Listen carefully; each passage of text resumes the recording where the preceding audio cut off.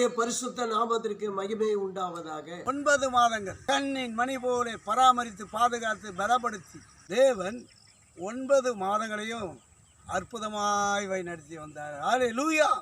இந்த 10வது மாதத்திலையும் அன்புக்குரியவர்களே, வேதம் சொல்கிறது, கர்த்தர் சொல்கிறார், உலகத்திலே வந்த எந்த மனுஷனையும் பிரகாசிப்பிக்கிற ஒளியே அந்த மெய்யான ஒளி ஆண்டவராகி இயேசு கிறிஸ்து மெய்யான ஒளியாய் இருக்கிறார், வார்த்தையாய் இருக்கிறார்.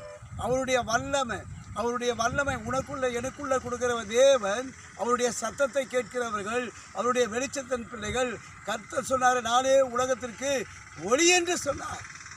ஆகினாலே நம்ம சோர்ந்து போகாதபடிக்கு இந்த 10வது மாதத்திலையும் கர்த்தர் நம்முடைய வாழ்க்கையில் செய்த நன்மைகளுக்கு நன்றி சொல்லி மனதார துதித்து அவருக்குள்ள நம்ம ஜீவிக்கின்ற பொழுது அவருடைய ஜீவன், அவருடைய ஒளி நமக்குள்ளே பெரிய காரியங்களை செய்கிற தேவனாய் இருக்கிறார். இந்த 10வது மாதத்தில் பிதாவுடைய சித்தத்தை நிறைவேற்றுவர்களாக, அவருடைய பிள்ளைகளாக நாம் ஒவ்வொரு நாளும் அவருடைய பாதத்திலே காத்திருந்து விழித்திருந்து அவரையே நோக்கி பார்க்கலாமா?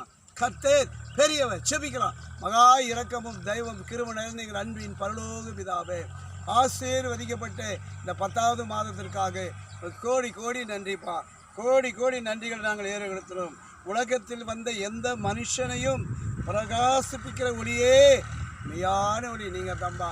ஆண்டவரே, இந்த வேலையில் ஒவ்வொரு உள்ளங்களை பார்க்குறீங்க, குடும்பங்களை பார்க்குறீங்க, பாரங்களை பார்க்குறீங்க, தேவைகளை பார்க்குறீங்க. எல்லாம் சந்திக்கப்படட்டும் ஆண்டவரே. அற்புதங்கள் அதிசயம் நடக்கட்டும். கர்த்தர் பெரிய காரியங்களை செய்யும். ஆசீர்வதிக்க இயேசு கிறிஸ்துவின் அதிகாரமுள்ள நாமத்தினால ஜெபிக்கிறோம் நல்ல பிதாவே. ஆமென். என் ஆத்துமாவே கர்த்தரை ஸ்தோத்திரி, என் முழுவதுமே பரிசுத்த நாமத்தை ஸ்தோத்திரி. என் ஆத்துமாவே கர்த்தரை ஸ்தோத்திரி, அவர் செய்த சகல உபகாரங்களையும் மறவாதே. ஆமென்.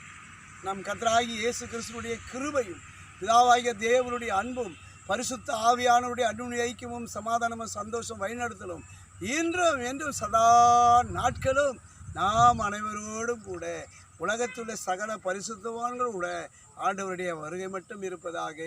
ஆமென்.